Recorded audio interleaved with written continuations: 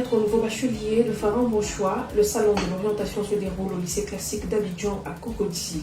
Au cours de ce journal, nous parlerons de l'évolution du Covid-19 en Côte d'Ivoire. Selon le Conseil national de sécurité, le mois de juillet est marqué par une légère hausse des nouveaux cas de Covid-19 en comparaison au mois précédent. Nous parlerons également du pain bakit dans la rubrique J'ai testé pour vous, une création traditionnelle faite à la main et beaucoup appréciée dans nos sociétés. Voilà tout pour les titres. Bonsoir à tous et bienvenue.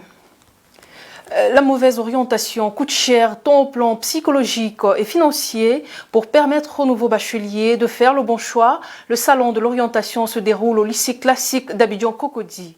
Denis Kouman, reportage. Fini les réjouissances d'après-bac. L'heure est maintenant aux perspectives et aux prises de décision pour son orientation. Pour faciliter leur choix, un salon dédié aux orientations se tient du 29 juillet et ce jusqu'au 31 du même mois au lycée classique d'Abidjan-Cocody et du 3 au 4 août au centre culturel Jacques Aka de Boaké. Une rencontre qui voit la participation de plusieurs universités et grandes écoles publiques et privées. Un étudiant qui vient, il y a plein qui ne savent pas encore ce qu'ils veulent faire.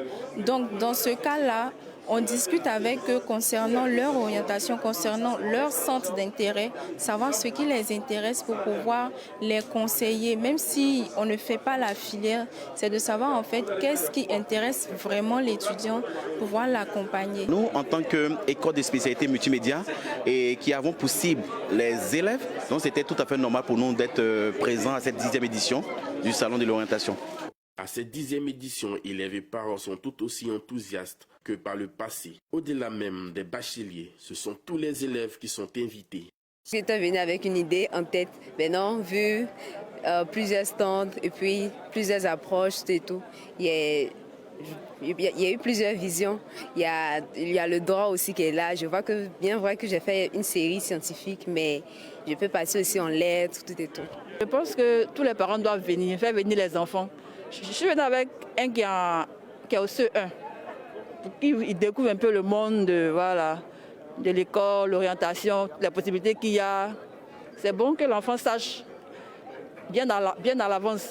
Même si le taux de réussite au bac n'est pas reluisant, l'engouement est perceptible. Les organisateurs invitent donc tous les candidats, même malheureux, à y participer. Et s'intéresser aux questions d'orientation, c'est aussi avoir les informations actualisées sur ces différentes formations, des informations également actualisées sur les différents métiers qui attendent à la fin de la formation, puisque c'est le choix du métier qui va donc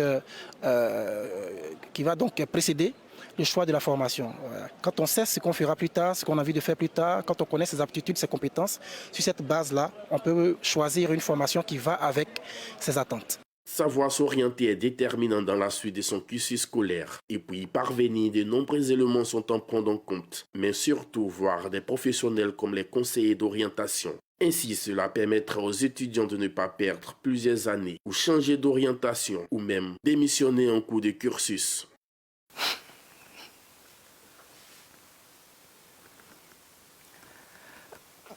Plus de 230 000 avortements pratiqués par an en Côte d'Ivoire. Plusieurs jeunes filles ignorent les méthodes de planification familiale. L'objectif du projet Performance Monitoring for Action est de faire progresser les connaissances relatives à la dynamique contraceptive et à la santé de la reproduction sur le plan programmatique. Le ministre ivoirien du Plan et du Développement a exhorté les chercheurs à faire des études sur les effets à long terme des méthodes contraceptives afin d'avoir des preuves scientifiques pour amener plusieurs femmes à utiliser les services de planification familiale.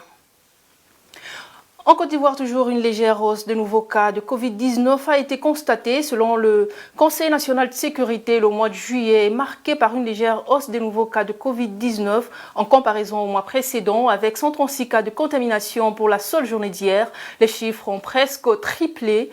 La Côte d'Ivoire dénombre donc 49 911 cas confirmés de Covid-19, dont 49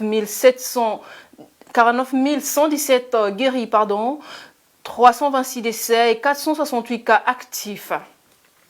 Au mois de juin dernier, les cas de contamination enregistrés quotidiennement était en deçà de 50 en moyenne. Le Conseil national de sécurité a pris note de ces informations en rappelant que les virus continuent de circuler dans le pays, notamment à Abidjan qui demeure l'épicentre de la maladie avec 95% des cas.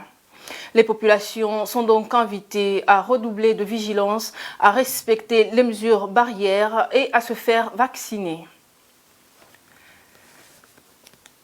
Le président de la République, M. Alassane Ouattara, a donné des instructions hier jeudi en vue d'une réduction significative des accidents de la route.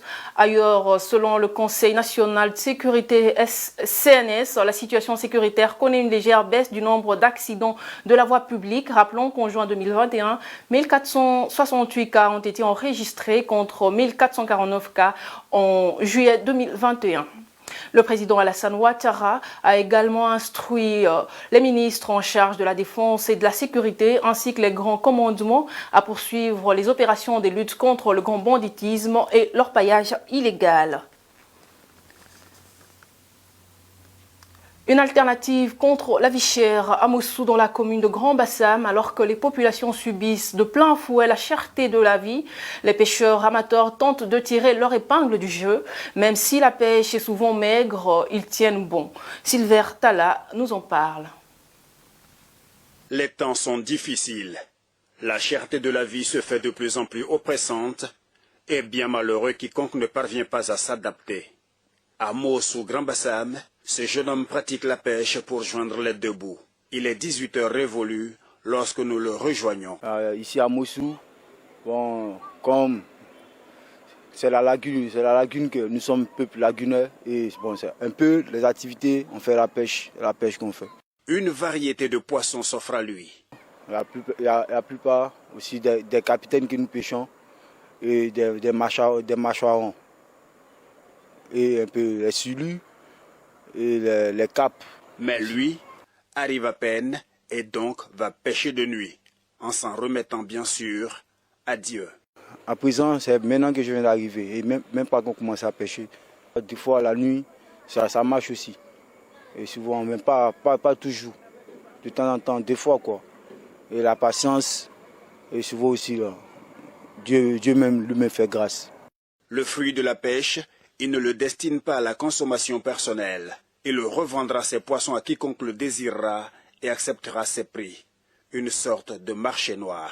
Nous prenons ça comme un cherchement, puisque nous ne faisons rien comme du travail. Nous cherchons, donc nous vendons des poissons à peu près à tout le monde, celui qui veut en acheter. La vie est chère et pour cela, les consommateurs sont unanimes. Mais en attendant des jours meilleurs, chacun y va de ses moyens et de ses stratégies pour éviter de mourir de faim.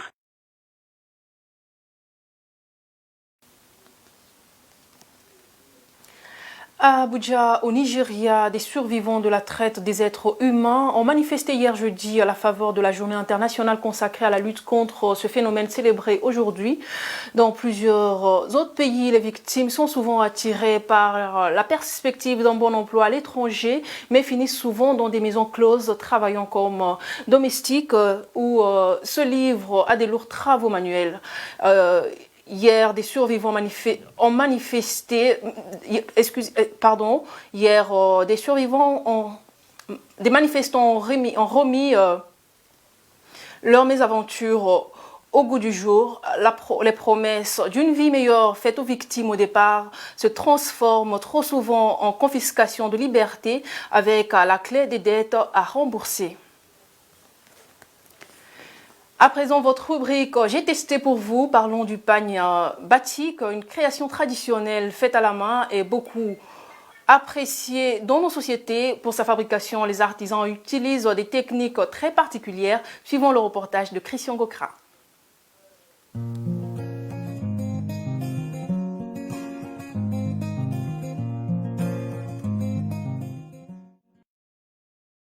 De couleurs multicolores et aguichantes, le batik africain, plus connu sous le nom de pagne indigo, est un pagne fait à la main par des artisans passionnés avec des techniques artisanales anciennes d'impression. On le retrouve sous plusieurs formes de motifs et de tissus. Le coton est la matière la plus couramment utilisée.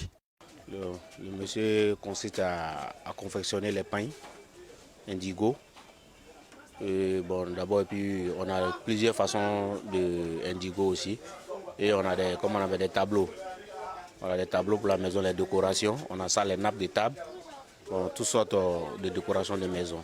Bon, la composition, d'abord, en premier lieu, c'est percale blanc. Bon, pour obtenir les différents motifs dessus, on travaille avec de la bougie. Voilà, la bougie et puis un pinceau. Nous chauffons la bougie sur une casserole. Si la bougie est bien chaude, c'est ça on prend pour faire, avec le pinceau, on prend pour faire des différents designs. Après ça, nous enlevons au moins 15 minutes dans chaque couleur. On met dans la couleur chaque 15 minutes. On enlève et on étale. Quand on étale, ça devient sec. On retravaille encore pour que ça donne, ça. Là, c'est de 2 couleurs. Voilà, on a mis d'abord dans le violet. En deuxième lieu, on a mis encore, quand c'est devenu sec, on a tiré avec le pinceau, on a mis dans le vert. Donc c'est ça qui a donné cette beauté-là. Créer des imprimés en imperméabilisant la matière à l'aide de scie chaud. Ainsi, certaines parties du tissu que l'on souhaite préserver de la teinture s'en trouvent sauvegardées. C'est entre autres les techniques de création du batik. Là, c'est un éléphant, voilà, avec l'ivoire. Bon, c'est comme ça, ça commence. Là, les pailles viennent les laisser en fait dessus, et puis ils tracent avec de la bougie pour obtenir un motif qu'on veut. Voilà comment c'est sorti. D'abord. Voilà comment c'est sorti d'abord. Voilà. Là, comme ça, directement, ça c'est sorti, ça c'est le fond blanc, c'est la couleur unique. Donc, à ça, directement, si l'eau est chaude en même temps, on commence à laver. Ici, c'est le vase de rinçage. Dès qu'on lave là-bas, les enfants sont là pour pouvoir rester ici. Et puis, c'est fini. Ça, c'est la finition qui est là. Ça, c'est le fond blanc. Maintenant, si on veut obtenir 2 couleurs, comme on le dit, 2 tons, là, on met maintenant au soleil, ça devient sec. Voilà, quand ça devient sec maintenant, voilà ce qu'on obtient. Tu m'appelles là. Voilà ce qu'on obtient, 2 couleurs. Voilà, le design dessus. Et puis remettre maintenant dans la dernière couleur qui est là. Un métier pour ces artisans batikiers qui nourrit son homme si l'on s'y investit entièrement. Vraiment, ce métier nourrit son homme. Donc il ne faut pas se fier à, bon, vous dire que non, ça, là, ça donne quoi, ça, là, quand je vais faire, je vais avoir quoi. Mais c'est à la longue que ça paye. À la longue, ça paye. Il est possible d'utiliser le batik pour l'habillement, la décoration, ainsi que pour divers accessoires. La durée du processus de la fabrication du batik peut varier entre 1 semaine à plusieurs mois en fonction du nombre de couleurs, des motifs et de sa taille. C'est la fin de ce journal qui vous a été proposé par l'ensemble de la rédaction. Merci de l'avoir suivi. À demain pour des nouvelles informations sur EFC Africa TV.